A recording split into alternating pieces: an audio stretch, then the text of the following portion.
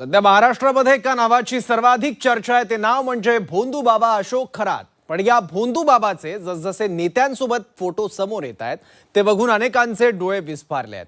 सरकारमधल्या काही मंत्र्यांचेही खरात सोबत फोटो आहेत. यावरूनच विरोधकांकडून आता मंत्र्यांचा राजीनामा मागितला जातोय.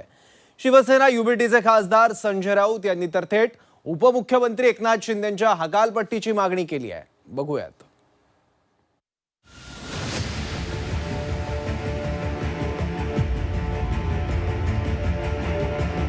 भोंदू बाबा अशोक खरातच्या नेत्यांसोबत समोर आलेल्या फोटोंमुळे महाराष्ट्रात खळबळ उडाली आहे. राजकारण्यांमध्ये खरातची उठबस, त्याला वेगवेगळ्या नेत्यांमध्ये असणारा ऍक्सेस आणि राजकारण्यांमध्ये असलेला त्याचा प्रभाव पाहून अनेकांच्या भुवया उंचावल्या आहेत. या फोटोंमुळे काही राजकारणी सुद्धा या भोंदू बाबाचे भक्त असल्याचं स्पष्टपणे दिसतंय. त्यामुळे या खरातला मांडणाऱ्या भोंदू भक्तांवरही कारवाई व्हावी अशी मागणी उद्धव ठाकरेंनी केली आहे. इतकंच नाही तर कर्तृत्व शून्य असल्यानेच भोंदू बाबाच्या चरणाशी जावं लागतं असं म्हणत उद्धव ठाकरेंनी काही नेत्यांवर निशाणा साधलाय. जादूटोणा विरोधी कायदा आपल्या महाराष्ट्रामध्ये आहे, तर त्याचं पालन हे अत्यंत कठोरतेने जर का झालं. आणि महत्त्वाचा मुद्दा जो तुम्ही उल्लेख केला की अनेक राजकीय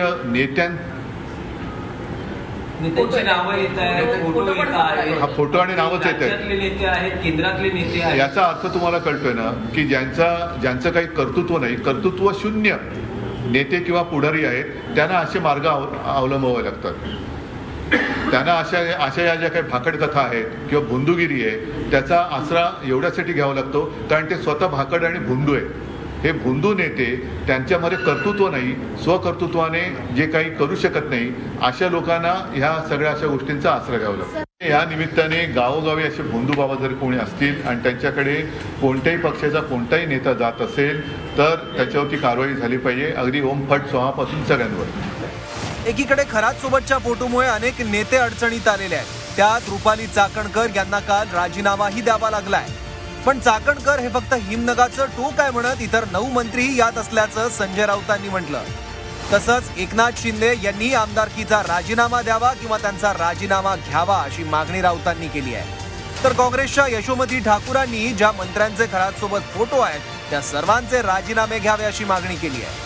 तुम्ही स्वतः तिकडे जात येत होता, पूजा अर्चा मुख्यमंत्री म्हणून केलेले आहे.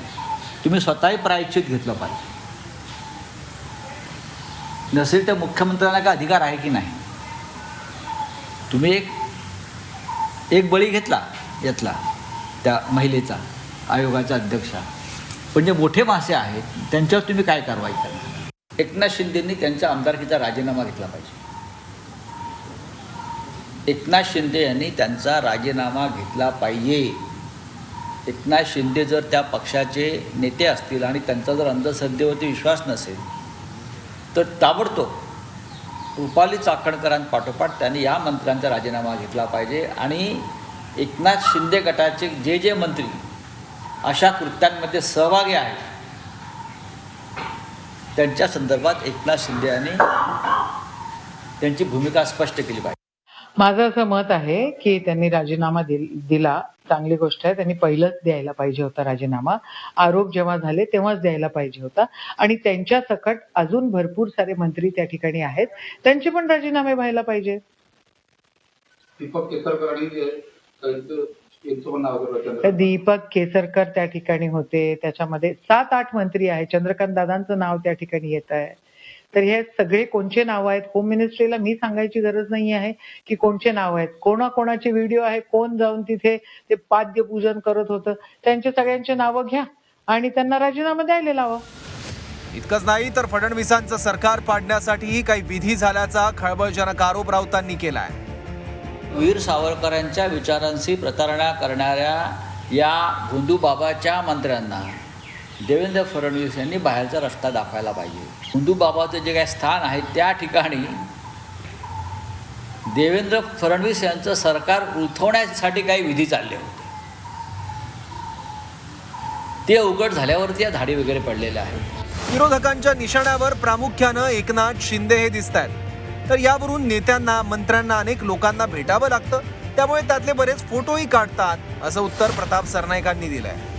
बघा आता कोणी आता माझ्यासमोर माझे हे पदाधिकारी आहे, कार्यकर्ते आहे, अजूनही काही लोक आहेत ते उभे आहेत. आता त्यांच्याबरोबर माझे फोटो आले म्हणून काय त्यांचा आणि माझा संबंध आहे असं काही नाही.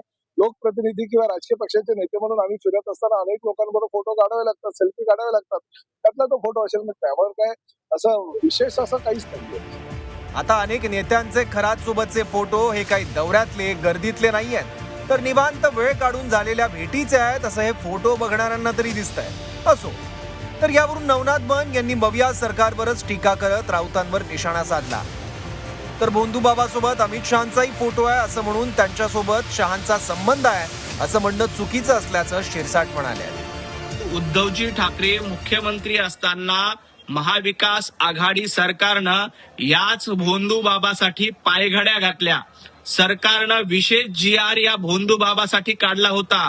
संजय राऊत, याबद्दल तुम्ही मूग गिळून गप्प का आहेत?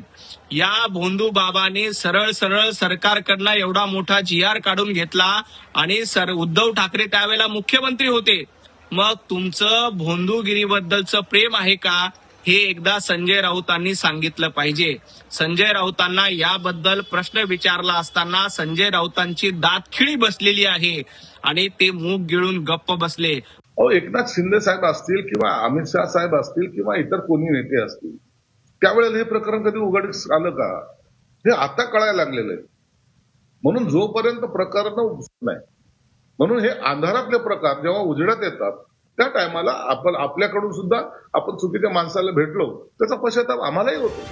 खरातचं बिंग फुटल्यानंतर त्याचे नेत्यांसोबतचे रोज नवनवे जे फोटो समोर येत आहेत त्यावरून काही राजकारणी त्याच्या प्रभावाखाली असण्याची शक्यता नाकारता येत नाही. पण अनेकांना प्रश्न पडला असेल की खरात राजकारण्यांच्या मनात शिरायचा कसा, तर त्याची एक मोडस ऑपरेंडी होती. आपण वेगवेगळ्या विद्यांमध्ये पारंगत असल्याची बतावणी अशोक खरात करायचा.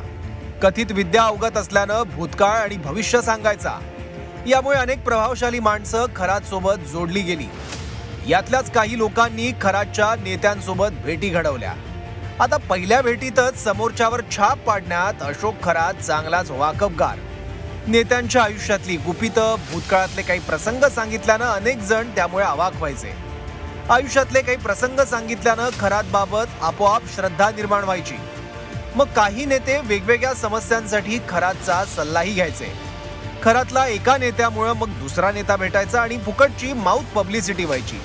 यामुळे प्रभावी व्यक्ती आणि राजकारण्यांसोबत खरातची उठबस सुरू झाली. एकंदरीत विरोधक खरात सोबतच्या फोटोवरून शिंदेंची कोंडी करण्याच्या प्रयत्नात आहेत. अर्थात वेगवेगळ्या नेत्यांच्या खरात सोबतच्या फोटोवरून राज्यातलं राजकारण तापलंय. पण मुद्दा फक्त नेत्यांच्या खरात सोबतच्या फोटोचा नाहीये, तर काही राजकारणी खोट्या चमत्कार, कथित ज्योतिष याला बळी पडतात आणि असल्या भोंदूंना गुरुस्थानी ठेवतात याचा आहे. कारण मग याच राजकारण्यांसोबतच्या संबंधांचा वापर करून हे भोंदू बाबा आपलं साम्राज्य उभं करतात आणि अधिकाधिक लोकांची फसवणूक करून त्यांना नाडतात. आता या भोंदू बाबाने आपला राजकीय प्रभाव आणि संबंधांचा वापर कुठे केला का, हेही समोर येणं गरजेचं आहे. ब्युरो रिपोर्ट, झी 24 तास, मुंबई.